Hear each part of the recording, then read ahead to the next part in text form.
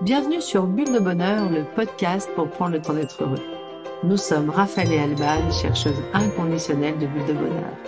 Ce podcast est propulsé par les jeux 2 minutes et publié tous les jeudis. Aujourd'hui, nous vous partageons l'épisode numéro 29, Je dépasse mes croyances. Mais avant de commencer, nous avons un petit cadeau pour vous. Pour suivre nos nouveautés, inscrivez-vous à notre newsletter hebdomadaire gratuite sur le site jeu2minutes.com. Jeu avec un X, 2 en chiffres et minutes avec un S. En plus d'avoir accès au script complet du podcast, profitez en bonus de 2 cartes inédites par mois des jeux 2 minutes pour partager de bons moments avec votre entourage. Oh là là, mais qu'est-ce que ça me chicote! J'ai toujours été persuadée d'être nulle en maths, et c'est vrai qu'à force d'y croire, je fuis les tableaux Excel et tout ce qui a un semblant de logique arithmétique. En même temps, je me rends bien compte que cette croyance me limite énormément et ne me pousse pas à faire des efforts pour essayer et finalement m'améliorer. Et le pire, je me suis entendue dire à ma fille, « Si tu comprends pas les maths, c'est que tu dois être comme ta mère. » Et là, ça me chicote. D'où viennent ces croyances? Sont-elles nombreuses? Et comment faire pour s'en débarrasser? J'aime bien me replonger de temps en temps dans le dictionnaire pour aller y chercher des définitions.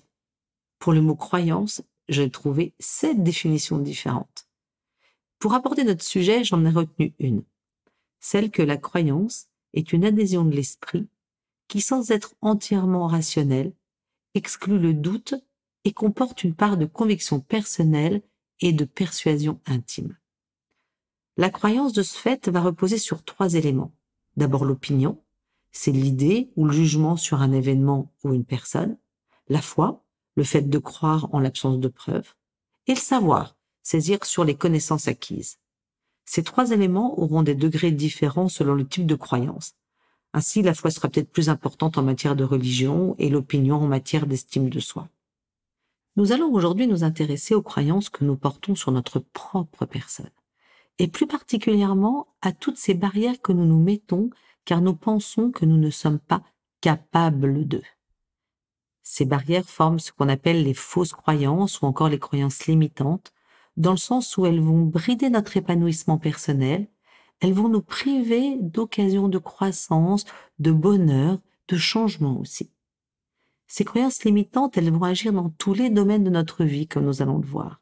Que ce soit nos relations, qu'elles soient amicales, professionnelles, personnelles, conjugales. Notre créativité aussi va être entachée, notre apprentissage, notre travail, notre réussite personnelle. Alors, ce qu'il faut savoir, c'est que, au départ, nos croyances se mettent en place pour nous protéger. En effet, lorsque nous vivons une expérience désagréable, voire douloureuse, nous allons nous protéger en rejetant, consciemment ou pas, cette partie de nous qui souffre de cette situation. Nous allons ainsi mettre en place une croyance protectrice et limitante, nous empêchant de revivre une situation désagréable ou similaire. Je vais prendre un exemple tout simple. Par exemple, je me sens pas très douée ni capable de faire un joli bouquet de fleurs. Du coup, je vais m'arranger pour me mettre dans une situation où je n'aurai pas besoin d'en faire. Ou alors je dirais je sais pas faire ou je ne suis pas capable de. Mais je ne vais pas oser le faire. Un autre exemple, dans un autre contexte. Si je dis à un enfant qui pleure après avoir raté sa compétition sportive, « Écoute, c'est vraiment pas grave, c'est pas la peine de pleurer pour ça, tu dois être fort, ou forte d'ailleurs, des échecs t'en auras d'autres dans ta vie, c'est comme ça qu'on apprend. » Il y a de fortes chances que l'enfant se dise, quand je montre mes émotions, mes parents ne m'écoutent pas. Ils ne me comprennent pas, ils ne comprennent pas ce que je vis, et c'est pas important pour eux que je leur montre. Cette pensée négative risque de déboucher sur la croyance suivante. Montrer ses émotions est inutile, il vaut mieux les garder pour soi. Si à cette expérience négative, je vais rajouter un conseil. Tu aurais peut-être dû plus t'entraîner pour ton match. Ou un jugement. Ton équipe n'a jamais été très performante. Le cercle vicieux des croyances limitantes va s'amplifier et l'enfant peut être amené à se dire « ça ne sert à rien de parler de soi ». Croyance qui peut le placer dans une posture de retrait, voire, plus tard, avoir une réelle difficulté à entrer en relation avec les autres.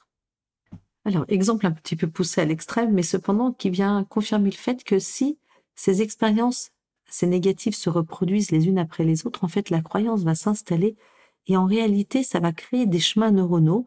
Et en fait, ce qu'on dit dans notre jargon, c'est que plus ça va se reproduire, plus, en fait, ces chemins vont devenir des autoroutes. Et ces autoroutes neuronales, en fait, elles vont être toutes tracées, elles vont se border de murs qui va empêcher de voir toutes les autres routes possibles et tous les autres paysages possibles. Une bonne métaphore, qui est celle du projecteur, qui est proposée par Rob Holmes, illustre bien l'influence de nos croyances sur nos vies. Vous savez comment fonctionne un projecteur de cinéma? Alors en fait, imaginez-le, la lampe s'allume et projette des images animées sur l'écran. Pour fonctionner, le projecteur a besoin de 3 éléments, une ampoule, un film et un écran. En fait, le projecteur, c'est nous. L'ampoule est l'éclairage que nous donnons à notre vie et le film est créé et animé par nos pensées et nos croyances. Ainsi, si je crois que la planète est foutue, que les gens sont égoïstes et irresponsables, et qu'il est inutile que je me donne du mal car rien ne changera de toute façon, le film de ma vie va être le reflet de mes projections et chaque événement ou personne avec lequel je vais interagir va venir alimenter mon scénario. Mes croyances m'entraînent en effet à les justifier en m'appuyant sur n'importe quelle preuve qui va pouvoir montrer que j'ai raison de croire cela. Les changements météo, le dernier typhon qui vient de passer, mon voisin qui ne fait pas le tri sélectif, etc. vont venir nourrir ma croyance. Mes croyances vont de ce fait réduire considérablement le champ de mon projecteur, donc de mon champ visuel. Par contre, si je me rends compte que je suis responsable de la projection de mes croyances, alors j'ai le choix de changer mon film. L'histoire de cet homme blessé par balle lors d'un braquage de banque me semble merveilleuse pour pouvoir illustrer ses propos. Alors, premier film. Le blessé par balle pense: je n'ai vraiment pas de chance. Je me suis fait tirer dessus. De tous les gens présents ce jour-là, je suis la seule personne blessée. Pourquoi c'est toujours sur moi que tombent les catastrophes? J'ai raté 4 semaines de travail et en plus, je n'ai pas pu conduire pendant 2 semaines. La vraie est vraiment trop dure et injuste. Deuxième film. Le blessé par balle se dit: quelle chance j'ai eu d'avoir été seulement touché à la jambe et que personne n'ait été tué. Et finalement, c'était sympa d'avoir du temps libre en convalescence. J'ai pu ainsi profiter de ma famille. Et puis je suis particulièrement touchée. C'est incroyable de voir combien de personnes sont venues me voir et ont pris de mes nouvelles. La vie, décidément, est pleine de surprises. Et vous, quel film projetez-vous sur votre écran? Vous êtes en noir et blanc ou en couleur? Votre film est sombre ou lumineux? Vous êtes sur un petit écran ou sur un grand écran?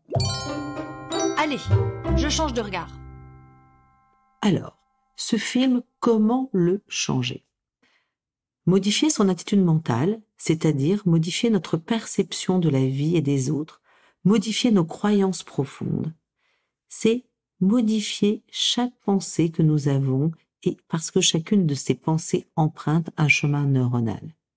Les neurologues ont ainsi démontré que plus nous répétons une pensée avec émotion et conviction, plus notre chemin neuronal se développe. Cela peut se traduire avec tellement de force que les chemins deviennent des autoroutes neuronales, comme on en parlait tout à l'heure. Et du coup, ça monte même des murs le long de ces autoroutes qui nous empêchent de voir tout autre chemin ni tout paysage. Ce qui est merveilleux, c'est que grâce à notre plasticité cérébrale, nous pouvons faire tomber ces murs pour aller redécouvrir tous ces paysages et toutes ces routes parallèles. En fait, nous pouvons toujours créer de nouvelles connexions pour déconstruire nos fausses croyances et changer notre manière de penser. Ainsi, si nous changeons nos croyances négatives par une attitude plus optimiste et plus positive, nous éclairons littéralement notre film. Nous laissons passer plus de lumière en ouvrant notre champ visuel. Dépasser ces croyances, c'est un processus effectivement qui peut être long et difficile, car certaines de nos croyances sont devenues des certitudes bien ancrées. Comme par exemple, j'ai toujours été nulle en bricolage, qui peut même se justifier par, d'ailleurs, cette famille. C'est en fait essayer d'enlever ces ornières qui nous empêchent de voir autre chose pour ouvrir notre champ visuel et apercevoir des nouvelles possibilités. Alors pour modifier ce film, Une des premières choses à faire, c'est déjà de les identifier, ces croyances limitantes. C'est l'illustration de la fameuse maxime « Pour vaincre son ennemi, il faut d'abord le connaître ». La première chose à faire donc, c'est de repérer vos croyances limitantes. L'analyse transactionnelle avec Toby Keller, dans les années 70, en a identifié 5. Sois parfait, sois fort, fais des efforts, fais plaisir et fais vite. Le vocabulaire que vous utilisez est aussi un outil précieux pour repérer ces croyances limitantes. Par exemple, les phrases que vous utilisez, notamment les verbes d'état, par exemple le verbe être, sont des phrases qui figent la personne. Je ne suis pas du tout manuel. Les adverbes aussi. Toujours, jamais, je suis toujours en retard au bureau, je n'ai jamais su faire ça. Les trop, les pas assez, je suis trop sensible. Ou encore les conjonctions mais en deuxième partie de phrase. J'aimerais bien venir t'aider, mais je ne suis pas capable, je ne sais pas faire. Alors, comment faire pour lutter contre ces croyances limitantes? Une première possibilité, ça serait de remplacer le négatif par le positif. Une fois que vous avez pris conscience que vous raisonnez avec vos croyances limitantes, vous pouvez entraîner votre cerveau à raisonner différemment en se référant à des propos positifs qui sont beaucoup plus motivants. Vous pouvez vous dire, c'est vrai que je sais pas très bien faire ça, mais je suis peut-être un tout petit peu capable. Peut-être qu'avec un tout petit peu d'effort, je peux arriver. On montre, rappelez-vous, marche par marche, et on essaye. On peut utiliser aussi la réfutation. Puisque j'ai pris conscience que ma croyance est une vision que j'ai de la réalité, je peux toujours aller interroger cette soi-disant réalité. Si par exemple j'estime que je suis quelqu'un de toujours en retard, le cas échéant, je peux me poser la question, est-ce que je suis en retard partout où je vais? Est-ce qu'il n'y aurait pas des moments, des lieux ou des personnes avec lesquelles c'est différent? Par exemple, est-ce que je suis à l'heure chez le médecin? Est-ce que je suis à l'heure à la sortie de l'école? Alors qu'au bureau, je ne sais jamais arriver à l'heure. Du coup, ça permet de regarder sa croyance autrement et de se rendre compte que finalement, c'est pas toujours comme ça. Une autre possibilité, c'est pratiquer la visualisation. La visualisation, c'est se projeter dans le résultat positif escompté sans pour autant faire abstraction des petits obstacles possibles. Si je reprends l'exemple du retard, je pourrais m'imaginer arrivant à l'heure au bureau, je me vois arriver, je vois l'horloge marquant l'heure à laquelle je souhaite arriver, je prends l'ascenseur avec des collègues, je peux y associer des émotions, des sensations, des odeurs, puis je pense également à un ou deux obstacles qui pourraient être possibles. L'institutrice de ma fille qui veut me parler ou le bus qui a du retard. Cette visualisation du résultat positif et des obstacles est appelée visualisation créatrice optimale par le courant de la pensée positive. Ça a démontré une efficacité assez incroyable en termes de réalisation d'objectifs. Une dernière possibilité pour contourner ces croyances limitantes, c'est se projeter dans l'avenir désiré. Certains thérapeutes comme Fletcher Peacock utilisent également la question miracle. C'est une question qui est propre à l'approche orientée vers les solutions.